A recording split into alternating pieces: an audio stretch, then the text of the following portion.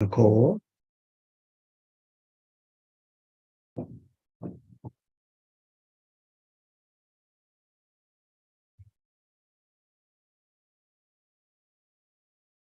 Right. Got people coming in and we're joining across all our various streaming platforms here. And folks are logging in. So I think we're ready to get started here. So welcome everybody. Today, Roxanne and I are going to be talking about this idea of authentic change leadership. And this fits into our stream that we have here around a change leadership series. So we're here at the bottom right, and we're really looking at this question, how do I encourage change without manipulating my team? And the reason we have that question is because people have asked us that question. Some of you have asked us that question. So we are trying to highlight specifically those things that seem to be really important to you guys. And this is certainly an important question, right? How do you come in and act like a authentic leader when you're trying to get people to change, to be different than how they would be otherwise? It's easy how you can think about stepping over into a manipulation place. And of course, we want to stay away from that. So to start, again, this is how we think about this idea of joy at work. And, as you've seen, if you come to any of our things before, this is threaded through all that Roxanne and I are doing. Joy at work is an employee's willingness to participate, commit, be accountable, trust, belong and act with cohesion, adapt and grow, demonstrate respect, and act with integrity. And it exists, joy at work exists when the company, leaders, and managers continually create the conditions and extend the invitation for employees to contribute in this way. And employees constantly accept the invitation. And it's this back and forth that matters, right? It's the extending of the invitation by managers and leaders, from those representing the company as an entity, and then everybody else within that entity that are accepting that invitation to be in an environment where joy at work exists. And these ideas wrap around this notion of change and joy, right? So we're going to specifically focus in, as we always do, talking about our 10 dimensions that you see on the right that make up what we think of as the indicators for joy at work. And in this presentation, we're going to talk about integrity in particular, or try and show how that laces into what we're talking about here.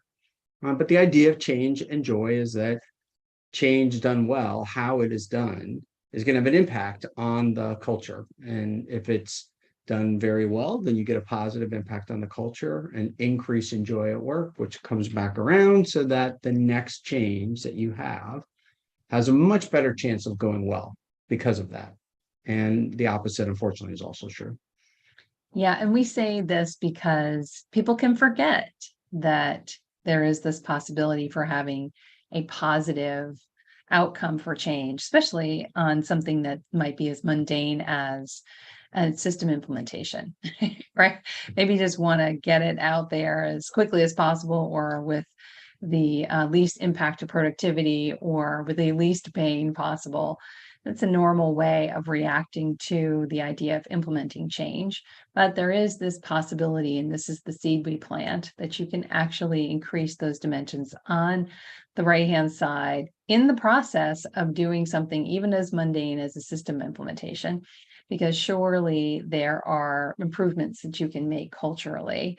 And if you've done change management for a while, then you know that with any change, whatever kind of bad behavior or anything that was sort of grandfathered in culturally and just sort of tolerated comes out in a more pronounced way during change. So thinking about this deliberately can help you with either neutralizing that or maybe making an improvement to the situation and the culture. So that leads right into this idea of integrity. So when we're talking about integrity, this is what we mean. Integrity is the willingness to behave ethically and in accordance with a moral code and a personal set of values that are aligned to the group's values. So the short answer to the question would be, how do you make sure you're not manipulating? Act with integrity. The longer answer is what we're going to talk about now. So hopefully give you some ideas and a couple techniques too, in fact, that will help you to be able to actually do this. We talk a lot about, this is about, joy is about empathy and practice. This is an example of that. What we're going to talk about for the rest of the session is an example of the in practice part of how to go about doing this. Yeah. And also to add to that, you know that as soon as you introduce change, people pay even more attention to their leader's behavior because they take that as a cue for how they should respond. So, they're going to be noticing whether or not the leader is behaving and speaking and acting with integrity. So this is why we bring this particular dimension up in the context of this particular talk. Right. All right. So let's talk about what it is that we're really trying to get at here. Right. And so what we tell leaders all the time is they're going through a change. Here are the two things that you want to get to, right? You want to understand the impact to others. What is it going to mean to them? And that's a very, I would call, standard change management approach. As a way to think about it, is what's going on with that. But then also do what's reasonable to make it easier for others to step into this change. And the reasonable word is really important here, because there are lots of things that you could do, and maybe lots of things that you would be asked to do, but you can only do what's reasonable in order to make it happen. And you as a leader, or even as a change practitioner as well, have to come up with what's going to be reasonable. Because if you go out and survey and ask people, hey, what do you need for this? Well, they're going to ask for everything. Of course they would. You just asked me what I would want. Well, of course, here's everything that I would want, because I have no idea what the constraints are. Including, let's not change. Including, hey, maybe don't change. And again, unreasonable. That might not be reasonable, right? Because there's an important business case to be had here. And that is why you are in the position you're in, because you know that, and you know what the impact is going to be. And so that's why it's your role to go take that on. But it is, of course, valuable to know what is the impact to them, so you can understand what's going to be in the way and what's going to be reasonable to do to make it easier for them to be able to take this thing on. And so we think about that as the change leader's role, is to step into those things and understand them. So these are sorts of questions that kind of can come up, right? So how do I communicate a change decision to my team without damaging the relationship, right? This gets into the reasonable thing. There might be some things that are going to be hard. So you may not be able to give them their laundry list. Maybe I should say Christmas list now, because it's December. Their Christmas list of things that they would want, because it's not reasonable. And you don't want to say, no, you can't have it, and damage the relationship in the process. And so we want to focus in on that. We want to focus in on the idea of how do you go about getting input from the team and be able to pull all that in and grab that kind of input from the team, but still make sure that you are maintaining yourself as the decider, right? So how do you do that so that you're still the one that controls that part of it, that the reasonableness and who's deciding on the reasonableness stays with us with all of that. All right. And it looks like I just kicked out here. So let me reshare my screen. Sorry about that. Sometimes it does its own thing. Sometimes it wants to do its own thing. Right. And then the last part here is if you are going to be doing this somehow as a group, how do you think about pulling all that together? So as a group, and not create chaos, right? So a group decision can be difficult to do. And these are the three change decisions that we think about all the time. And we've got an article or two on those. And Roxanne's going to put that in the chat for us. So if you want to get more about it, you can. Yeah. So inside, you may have seen this article before, but if you haven't, what you'll find in here is each of these problems, and a little bit of philosophy and a technique that you can use to navigate these different real scenarios. So with those as our changes, let's kind of get in now to like some things that you can actually do. Like what could you do with all of this? So we'd ask you, all of you, whether you're on Zoom or you're watching this on LinkedIn, or some of you YouTube. are on YouTube right now, or you see this later on Instagram, think about a change you made with a team that was difficult. And that difficulty could be whatever. Just contemplate that for a second. And then what we would suggest you do is to step through these questions here. Some of these are obvious and some maybe will take a little bit of time to think about. So what do they need to do differently? Hopefully that's obvious, but not always. Yeah. How big a change was it from their perspective and why? And we see people skip over this one, and that's a mistake. And I think most people engaged in change will probably have seen this as well. This is sort of a typical rookie leader mistake. We're going to go do this thing. Why do I need to worry about how big it is? This is just what we do, and you go drive forward and go do it. But the third one, I think, is where you start to get in some interesting insight. So how surprised were they by the change? And then how surprised were you by their reaction? I have definitely lived in I can't believe people are reacting to the change like this place because of a whole bunch of reasons we'll talk about. But I think often the leader is so invested in coming up with the thing that you're going to go do that it kind of feels like the end of the process once you've said, okay, team, this is what we're going to go do. But of course, for all of them, that's the beginning of the process, right? Because they have just now found out that you're going to go do this new thing. And so while the leader can feel relieved and go, whew, thank goodness we got past that decision and now we're on to the change. Everybody else is feeling, no, we just started and I didn't know anything about this and I'm surprised. And now the leader's surprised that they're surprised, and you get into this bad cycle. So as you think about that, how did that work for you in the change that we just asked you to think about? What would you have wanted them to do ideally, and what would have made it easier for them to do that? This is getting into the reasonable thing now and starting to think your way through that. And then this is really probably my favorite one at the very end here. What does this tell you about what's important to them?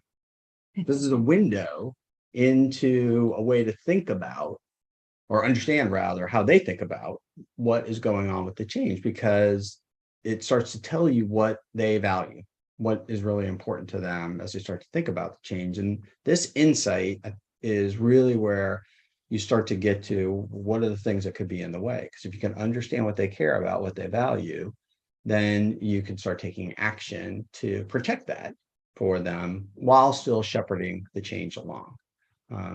Roxanne sometimes refers to that as her Jedi mind trick stuff, but maybe that's overly science fiction reference, but it's true, right? Because you know what's going on with, if you can know what's going on with the people and how it's impacting them, then you can now go do something about it. And I think this is an important distinction on that word manipulation, because if this is caring for the people, not manipulating them.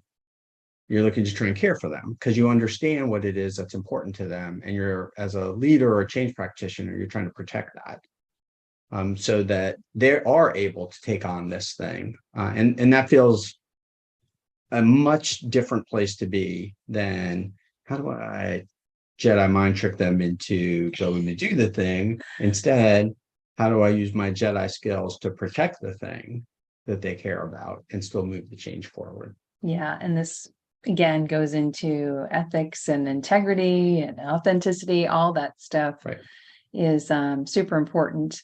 You want to obviously stay away from the manipulation side, but it doesn't take much for it to feel like that to other people. So it's a constant need to remind yourself, okay, why am I doing this? What is my intention? Super helpful. Right. And I think this gets into the moral code thing. And so not to spend too much time moralizing to all of you, but if you're trying to do it for the right reasons, then the right thing is going to come out. That that is what we think about when we say the word integrity. And so if you are trying to move the team forward and you're protecting what they care about, you're going to do that in a way that lives up to the notion of integrity. And so it may be a thin line to be able to step across, but I think if you use that, it'll keep you on the good side.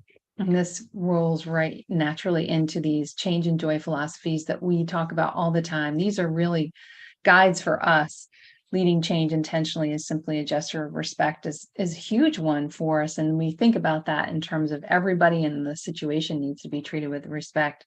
Such a great rule of thumb for helping you decide what is the right thing to do if that is going to be true. And it's not just how I feel. Do I feel like they're being treated with respect? Will they interpret it as a gesture of respect? So that's important for you. Again, to that Jedi thinking. Mhm. And then everyone's point of view is valid, even if I do disagree or don't understand. This is definitely empathy in practice. This is something that we've subscribed to for many years, and only recently has it been, controversial, because there is such discourse out there recently. But the idea here is really to be in a curious first mindset instead of judgment first. It leads to better insights. And then this last one is what you've talked about a bunch. Before a change can happen, leader must change first, because everybody's noticing, right? Everybody's watching the leader and the leadership team to see, how are they, responding to this? What are they saying versus what are they doing? How much should I, how much should I get on board with this? They'll notice from how the leader is reacting, and then they'll decide they'll respond in kind, basically. Yeah, all of these I think are valuable in this respect, that from the point of view of this idea again of, am I manipulating or am I not manipulating? Yeah.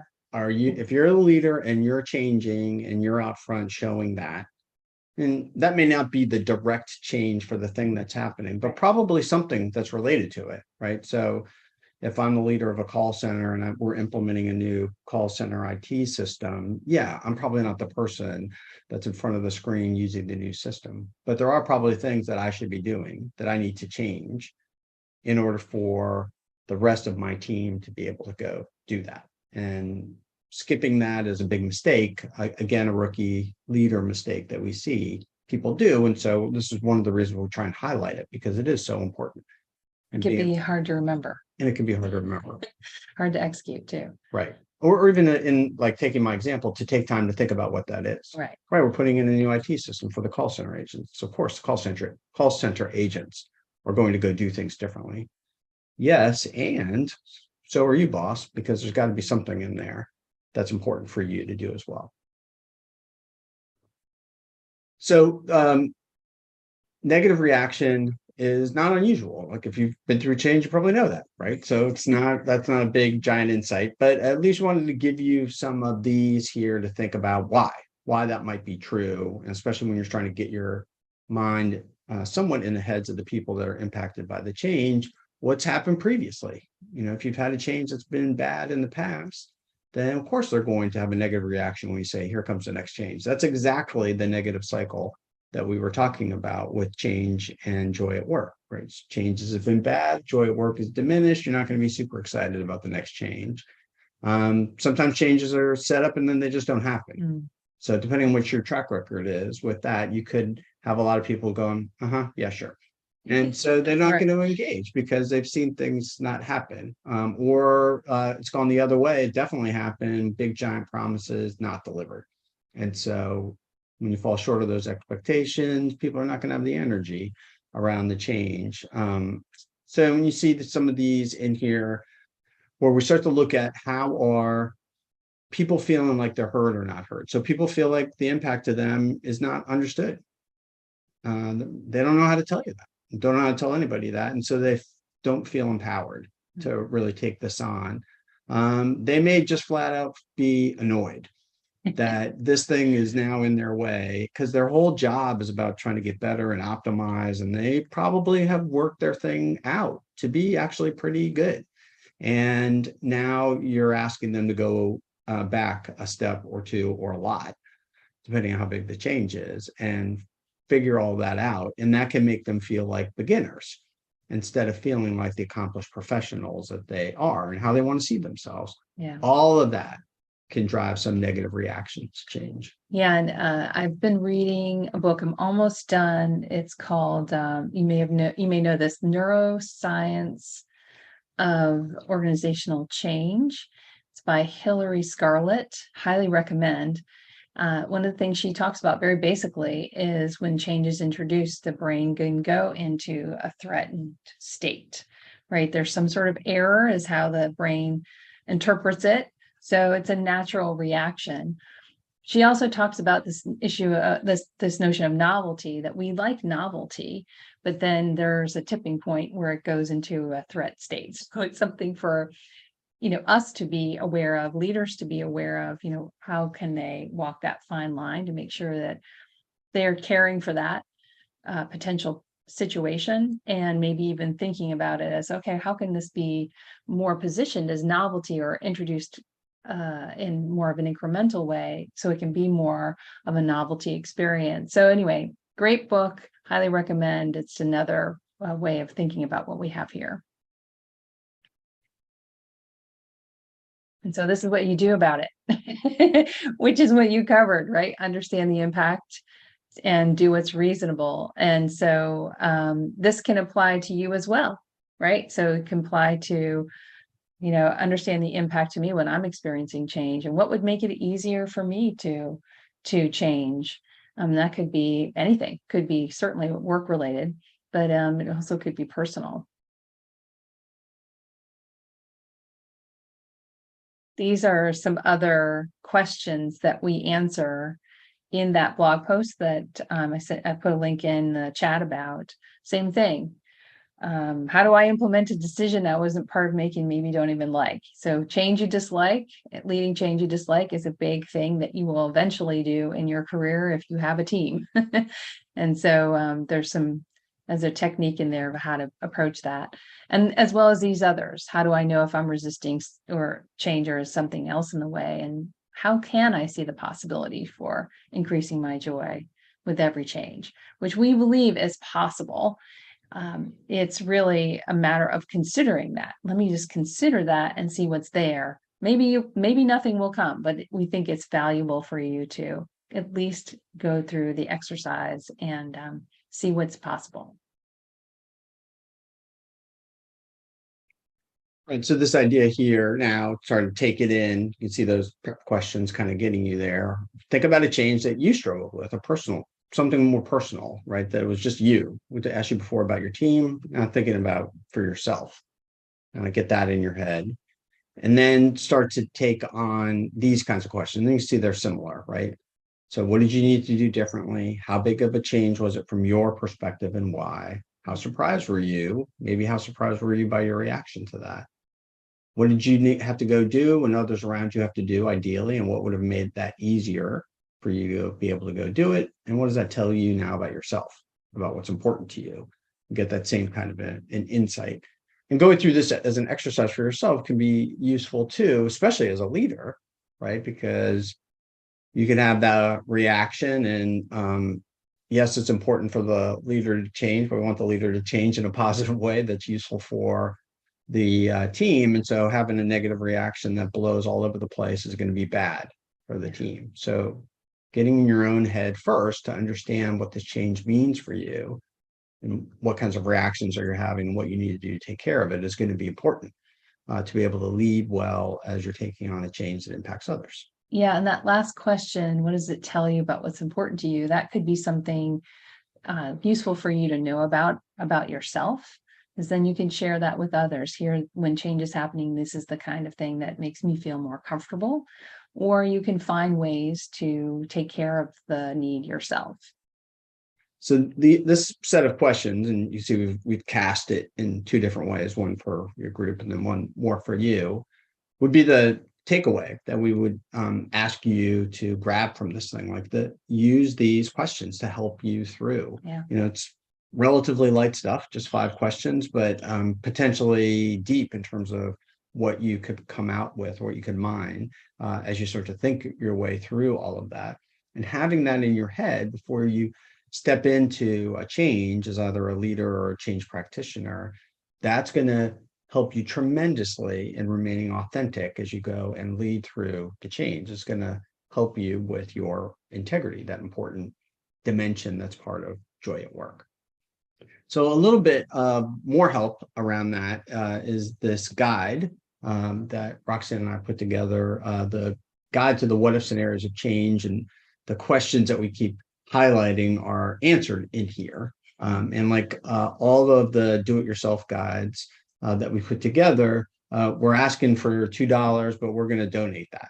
And you can choose one of the three nonprofits that you see here. We're donating to the Ukrainian Red Cross for obvious reasons, but also to the JDRF, to the Juvenile Diabetes Research Foundation, which is a organization I've supported for a long time because I have a daughter with diabetes, and Ricky's Refuge, which is an enormous animal shelter. I probably preserve is actually a better way to say it, because they have acres and acres of space west of here in Virginia for animals. And Roxanne has supported this organization for a long time.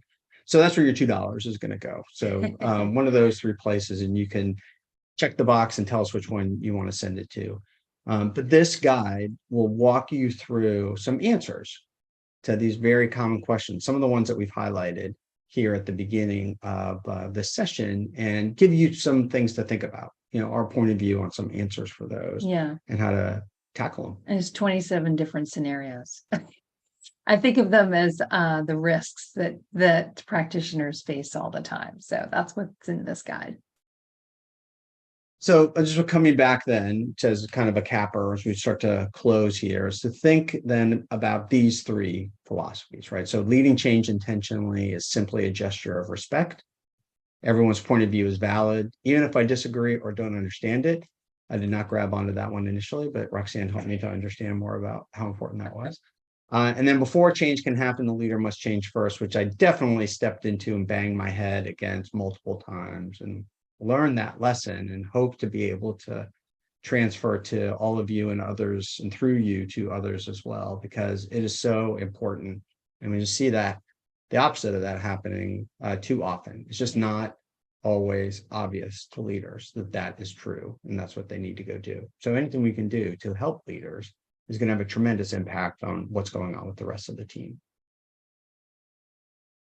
So Roxanne said this, but we believe this strongly. The opportunity to grow joy at work is available to you with every single change that you do. Yeah. And thinking about it that way can be a very empowering way to go take on a change, as opposed to, I can't believe we have to go do this. And instead, what coolness could we get as a result of this change? And yeah, it'll be hard, but work is hard. So what if work was hard and it actually produced something that gave you energy, or even better, generated joy at work?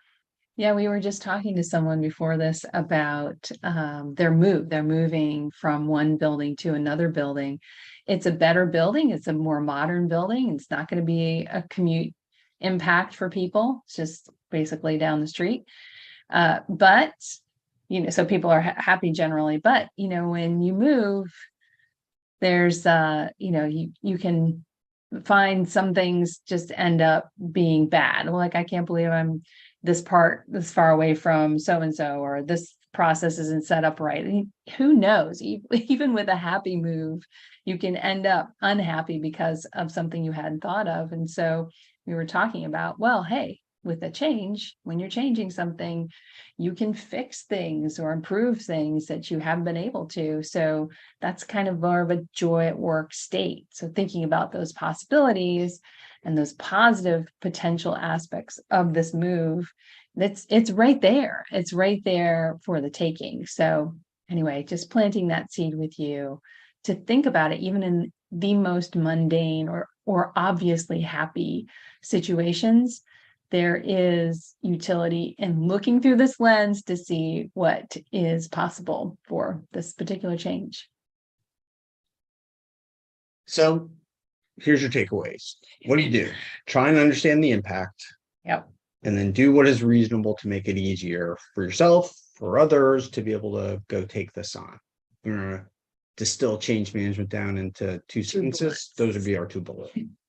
So go do that and things will be better, but also keep in mind that you are having an impact on maybe the most important thing in any organization, and that's the culture. And so the how change is handled, how does it impact the people, is going to have a tremendous impact on the level of joy at work. and how people respond. And you can see that inside the 10 dimensions that you were showing you at the right. And we've highlighted a little bit of that with integrity and what that means.